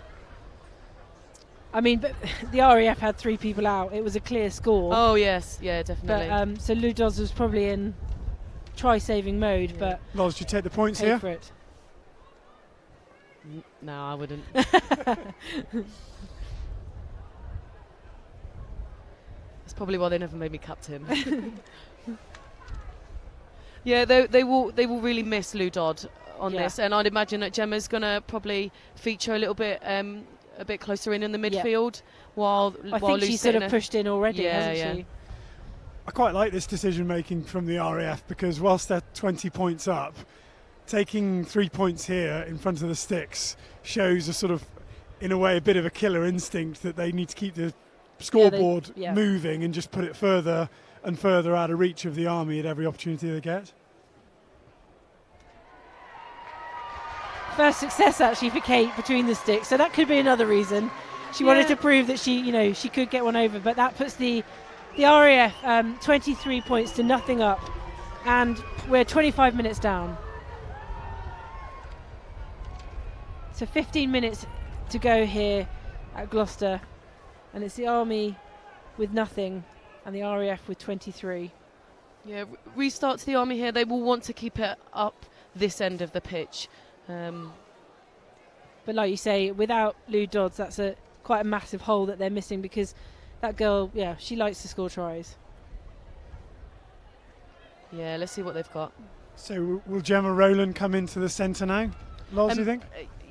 Almost definitely, yeah. If she hasn't already, I know they've shuffled their back line round a little bit. Yeah, she will be key for the next 10 minutes, Gemma. 2 yellow cards, though, to a team who are sort of this far behind. Does it show a little bit of panic, a little bit of, not quite sure what they should be doing at this stage? I'm not sure it's panic. They're just not familiar with this position. Yeah. They're just not used to coming from behind, nor are they used to coming from behind at such a big score line either. Charlie Murray there showing yards some from pace. Charlie Murray. She has got pace. Oh, unfortunate. Well, I think she thought she had that one in the bag, but couldn't quite shake off the Army defence. Great running there by Charlie Murray. Yeah, the RAF are going to have really good stats on their metres gained.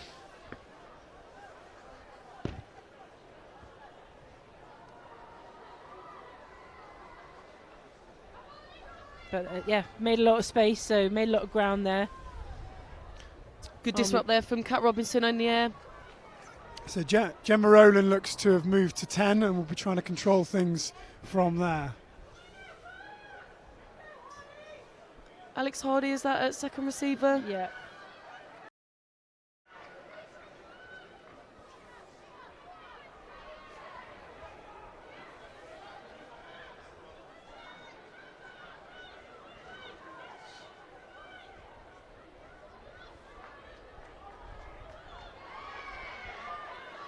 Yeah, if that was me, I would definitely look to kick that out. I'm not sure playing from our own 22 with one man down is what's going to turn the game around.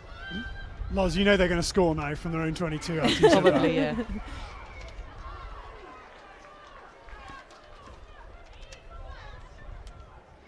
Yeah, it's almost like they're a little bit reluctant to let the ball go.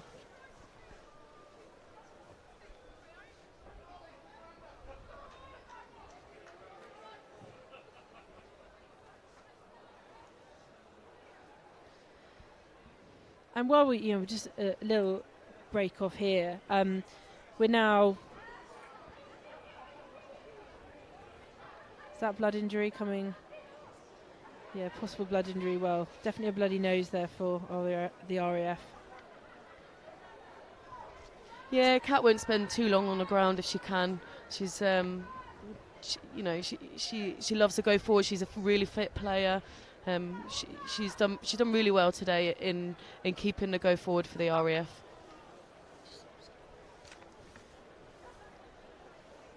Okay, it does look like we might have some RAF replacements coming on. Which I guess Loz and Rich at this stage of the game definitely makes sense. We're into the last quarter. Yeah, most people call them energisers or finishers now, and that's what we like them to come on and do.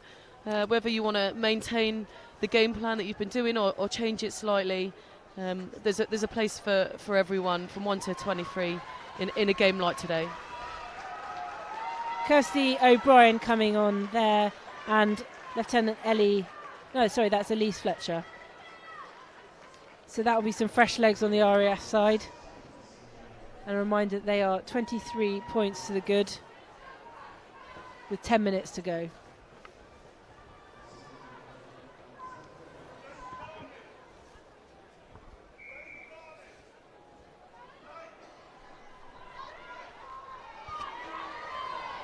So wow, great carry there. Yeah, that's the sub straight in the thick of it there for the RAF. Great carry by Chelsea.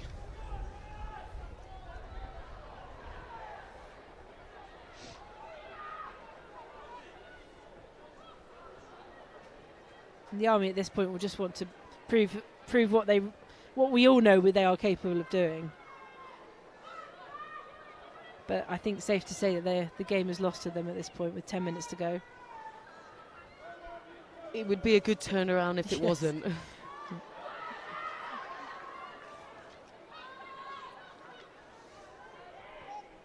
Beth Dainton's looked pretty lively as far as it going with the Army, Loz. Yeah, I really wanted to see that in the first half. I really wanted to see them use her a bit better and try and bring her into the game, but she's definitely involved more in the second half.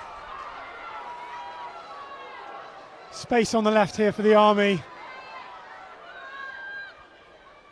Chelsea takes the direct route up the middle and they look to recycle. That's a good decision.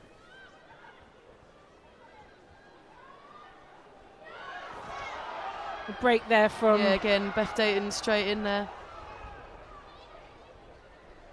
I think this is the closest the Army have been. As they push on for that score. They just need to not force things here. Go through their phases, the opportunities will come.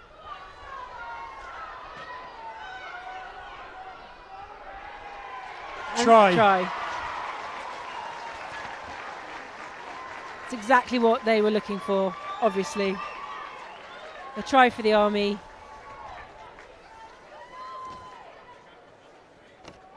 And I think that's a Chelsea Sneed who dragged it over. Yeah, well I think the Chelsea. RAF will be really disappointed with that, considering the Army are one man down as well. Beth Dainton getting her hands on the ball quite a bit in that passage of play, and she's definitely involved in everything that's positive in the second half, where the Army their performance is much better than the first. Still leaves a little bit to be desired, but still much better than the first half. Yeah, I think the mistakes that were there in the first half have disappeared, and they warranted a try for it. Gemma Rowland here lining up for the conversion. And that's over. So we have the Army at 7 and the RAF 23 with possibly 5 minutes to go. Neil Maguire, hello to you in Kurdistan. Wow. I do love our global viewership. Oh, Darren Crouch, you said kickoff was at 1500. That's the men's game. We'll be back for that. So you won't be able to stay live with us, but do come back about 10 minutes before kickoff, and we'll bring you the men's game as well. Hopefully it will be as good as this one.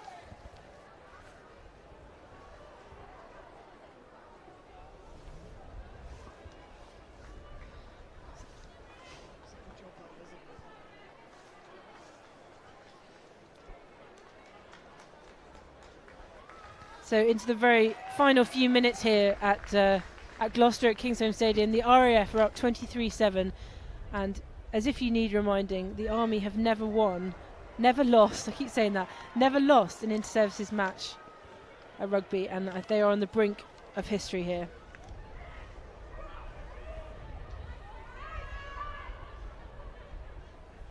Ree Walton leaves the field for the RAF. Great shift from her.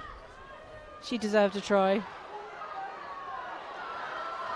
Yeah, Kat Robinson meters. still doing what she has done from the start and gaining metres every single time. Yeah, that went forward.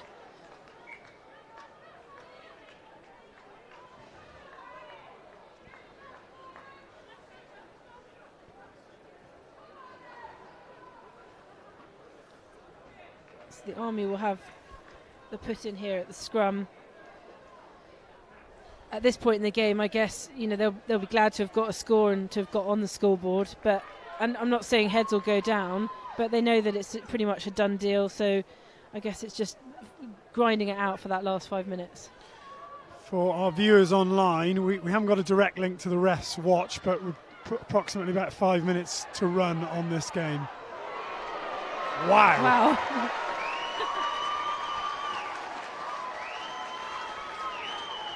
The RAF are certainly not complacent. That would be no messing around from Annie Forbes.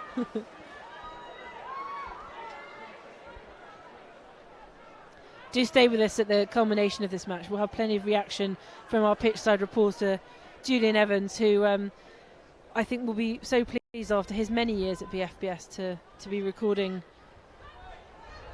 a win for the RAF women.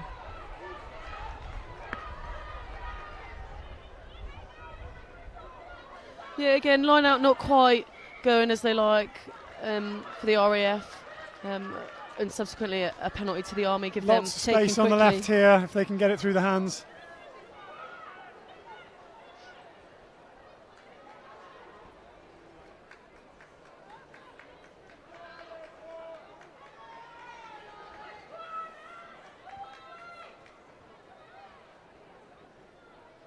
Yeah, I think if they have a debrief of this game, the Army will definitely wish that they played in the first half like they've played now in the second half. A lot more joined up from the looks of things. Yeah, I don't think they're gonna like their performance feedback. No. Navy will probably feel that next week. Ball turned over. There's no one at home here for a box kick.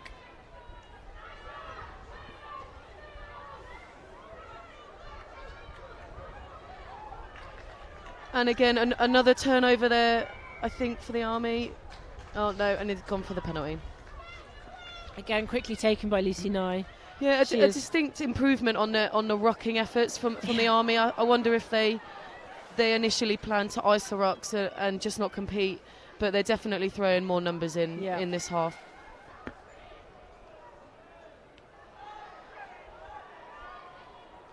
We're in the last few minutes of the game here at Kingsholm Stadium.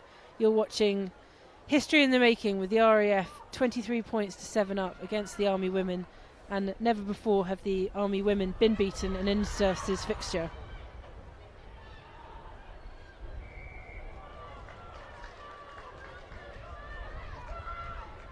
Definitely the morning, or the first part of the day, has been light blue, that's for sure. Of course, we'll follow up with the men's game at 3 o'clock. Please join us again. It's been an exciting day so far, and we hope that they can bring the same kind of level of commitment we've seen here.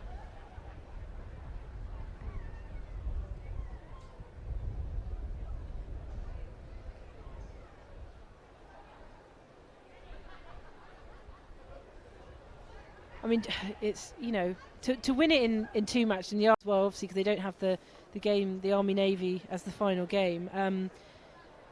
To win it in 2 as well for the RAF girls, just to, you know, they may go to the Army Navy match next week, whether they go to the women's match at Excellent or whether they go up to Twickenham, but just knowing that they can go there. I'm preempting, but I'm just assuming, you know, to be part of history in 20 years.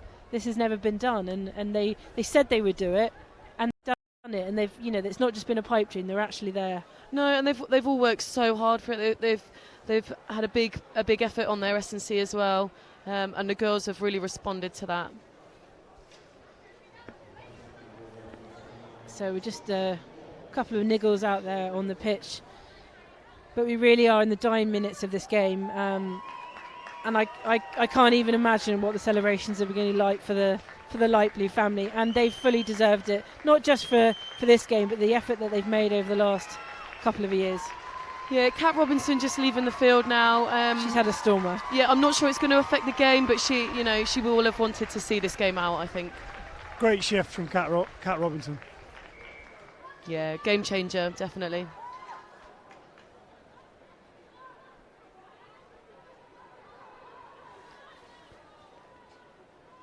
If you're still with us, don't go anywhere. This game is going to be over in the next few minutes, and it will be the first ever win for the RAF women in the Inter-Services Rugby.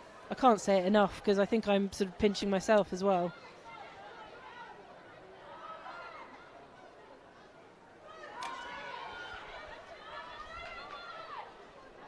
Good game for rugby.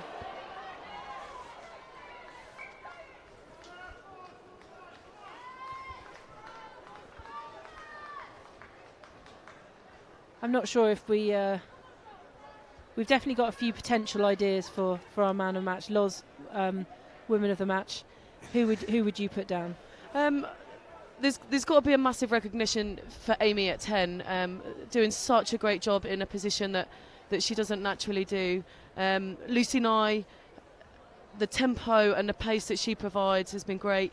Kate Edwards and Charlie Murray in defence have been quality, but for me, the amount of go forward and the amount of continuity that RAF have got, my man of the match is definitely got to go to Kat Robinson. Okay, but who would your woman of the match be? Definitely. No, we're all equal here. Rich, would you agree there with Loz's sentiments? Yeah, absolutely. Lucy Nye, speed of ball, absolutely brilliant. Her sevens, pedigree, fitness, tempo coming through, but you need go forward, and the likes of Kat have provided that platform for Lucy to get the ball away. I think the amount of times we've said, Kat's name during the course of the game shows you how much she's shown up for the RAF. And they will just be, well, I'd like to say they probably can't wait for the final whistle, but they're probably loving it out there. Yeah, absolutely living the dream. John Griffin, RAF, first ever win. Well done, RAF, flying high. Get the puns in now, people.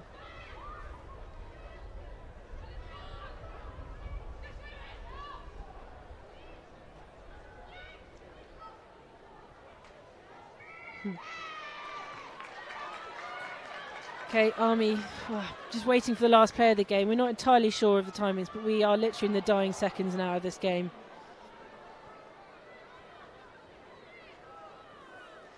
And a reminder of the score: the RAF are 23, the Army are 7. 1 try to the Army, 4 to the RAF. Yeah, Sean Williams down on one knee at the minute.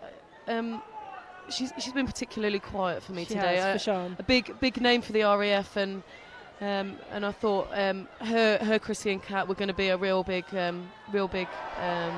impact on today's game. Knock on there from the Army. Unfortunately, a bit of a tail of the game. Not sure you ever know what a ref's got on his clock, do you? No, even if you're mic'd up.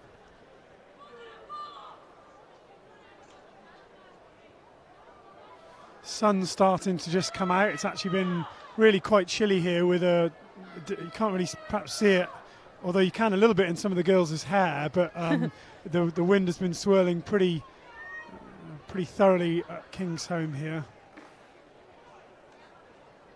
And they've dealt with it well as well.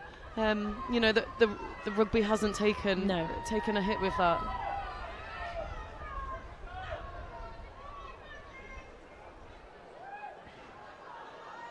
Maybe the RAF here with a last little flourish, just showing us what has got them to a 23 points on the board. Yeah, it would be really easy with this scoreline to just tuck it up your jumper and try and retain possession, but they still look like they want to score tries. They still look like they want to be at that end of the pitch. Punting it into space there.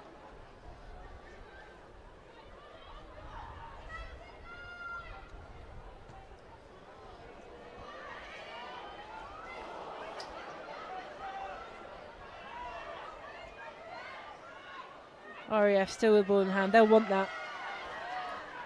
They'll keep playing until the final whistle. Holding on. Great turnover there from the Army, getting over the ball. Great base, strong position, and couldn't be shifted.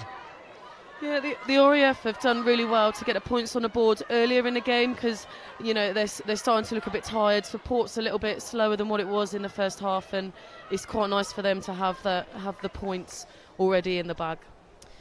Doc Cox, a well-known name to a lot of you, has said well done to the RAF coaching side led by John Wilding, and I think a lot can be said for John and Ian and all the coaches on that side who have really turned this team around in the last few years. Yeah, definitely, and there's such big names within women's rugby.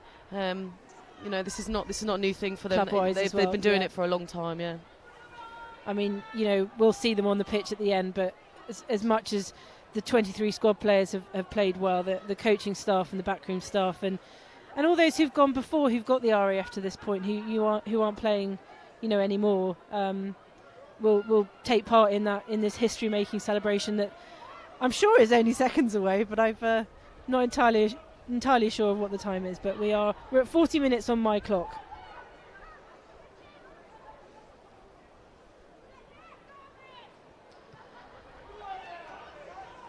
This might just run dead. Lovely kick from Roland, though. I thought that might be it, but he still must have time on his watch. Maybe he's enjoying his run out as much as he did when he was a player. Chelsea Sneed for the Army last 20 minutes or so has really put herself about, and a number of actually the Army pack have sort of stepped it up a little bit second half, which is great to see. I mean, is there an argument, and I've probably gone on about it a lot, but is there an argument for, now that the Army have suffered this first ever loss, that not that they need to buck up their ideas at all, because they're a really good bunch of professional players, but will this sort of make them think about how they approach inter-services? I think it's hard to go unbeaten for so long, and not let any complacency whatsoever creep into your camp. Yeah, that's always the worry, isn't it? I mean, as the years have gone on, they've definitely upped their warm-up games. Definitely coming to play the Navy at IS. I mean, you could probably guess it a mile away, but they're still playing. They went to England Nomads, England under-20s. They're playing international sides. So I'm not sure the Army are complacent as such, because they work really, really hard out of IS. I just think this year the RAF have just wanted it a little bit more. Absolutely, and that's shown. And Geraint Ashton-Jones, who's the last senior men's coach to win at Twickenham, I distinctly remember that when we won, he would be immensely dissatisfied with anything we did, and if we lost, he would pump us up a little bit. And I think that always did something to balance how good you feel about the team and how how optimistic or getting ahead of yourself. Tall poppies. Not a man to give a compliment freely, is he? No. Yeah, and credit to the Army. You can see they want the points as well. The game is probably lost, but they still want more points on the board. And that's a try.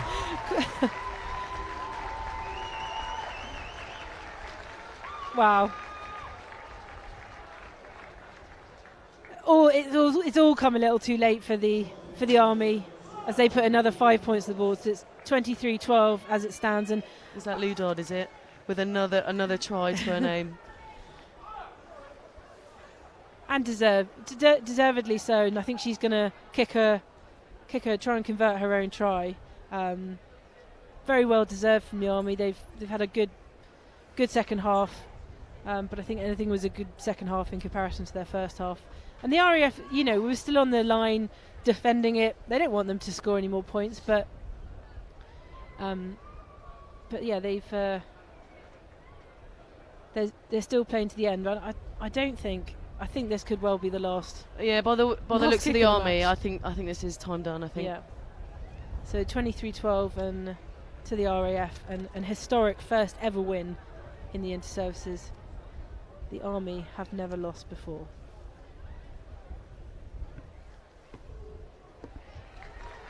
Well done, Lou Dodds. 23-14. Final score and a win. First ever inter-services win for the RAF. Lots And of very happy faces down there. Oh God, they so deserve it. I mean, that wasn't just a win. They completely came here and deserved to win that and deserved the title. And do you know what? I've spoken to Chrissy 6 Hour at the end of every RAF game over the last 5 or 6 years, and she's always got a smile on her face. But I want to run down and give her a massive hug now, because this is so largely to do with her enthusiasm, her commitment. I think she'll feel like she wants to retire. I'm getting a bit emotional myself, but you know, she's done so much, and she's such a deserved winning captain for this. Yeah, they've all worked so hard for this. And there'll be no bad feeling from the Army, because like you say, Loz, they play each other all the time. They play with each other, play against each other, and they know that this is better for women's rugby. This is better for women's rugby in the military and all over. And you can see the injuries and the girls that weren't selected on the pitch as well. And it's a whole squad thing. You know, you can't do it with 15 or 23 girls. It's much bigger than that. Ian's having a very big hug with what I can only assume is his daughter. Yes, Ian, the cocaine's there. It's a family affair. I don't think I'm speechless. I'm just so pleased for them. I'm so pleased for them. And we called this in the office this week, and we said, both Julian and John both said, you know, the RAF can do it. And I was thinking, I don't know, the Army, we always think the RAF can do it, and the Army always came from behind sometimes, or at least from a worse position than that. And I can't believe I'm here for this, you know, history-making day, and I don't know, I feel like I should be more excited, but Commiserations to the Army. They really stepped up second half, but they've got plenty to go away and get stuck into now and prep for next year. And I think it's fairly confident in saying that they'll be back next year with the bit between their teeth. Absolutely, gosh, that's what I was saying. I think this will kick them on. Not that they weren't good and weren't professional, weren't, you know, pretty good in their lead up to it, but it's just the fact that this will, I just think it's so good for the military rugby, and you know, I really want the Navy to, in 5 years' time, be in this position as well. Now we can join Julian Evans, who's down on the pitch with deservedly and brilliant captain, RAF captain Chrissy 6 Hour. Chrissy 6 Hour, skipper of this victorious Royal Air Force women's side. Try and sum up the emotions that are going through you at the moment. Disbelief, to be honest. I think, well, I knew we could do it, but we just had to come out and do it. And fair play, every single one of the girls, you know, it's not just this team, it's the last 5 years worth of teams that have put us to a place where we can come to a ground like this and compete. And I just overwhelmed with emotion. Beaten a side that have never lost an inter-services fixture, and if you look at the scoreboard, comfortably as well. You probably might not say that. You probably wouldn't say that, but the manner in which you put this Army side to the sword today says an awful lot about the light blues. Yeah, you know, like I said, we've worked so hard. There's people that are here that are on the sideline that are part of the squad. They're not playing today, but they're part of the squad. And I've got to say credit to the Army girls, because 5 years ago they set the standard, and they absolutely, you know, they pushed us, and we had to meet it. And it's taken a few years, but we've finally done it. As you said, it's not just the 15 that started the match, it's not the 23 that are involved in the match. It goes further than that. Yeah, it's players that are retired, it's players that can't play this year through injury or through medical or whatever, but you know, it's one big family. We call ourselves a light blue family because we are, and I think the celebrations at the end of the game showed what it means. And just finally, because you want to get part of that celebrations as well, but your coaching staff, John Wilding and everybody else. Yeah, you know, John, Brookie, our S&C coach, Holly, our physio, Michelle, our team manager, but like old coaches, Tomo, current coaches, Coops and Ian and John, you know, they push us so hard, and it's thanks to them that we've won. Congratulations, you go and enjoy yourself. Thank you. Well done to you. Look at that, somebody's very happy. What a way to start your weekend. Yeah.